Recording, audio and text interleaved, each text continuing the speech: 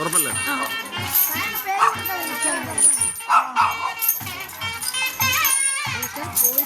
അല്ലല്ല, ഇനി കുളത്തേക്ക് പോകും, പുഴയ്ക്ക് പോകും.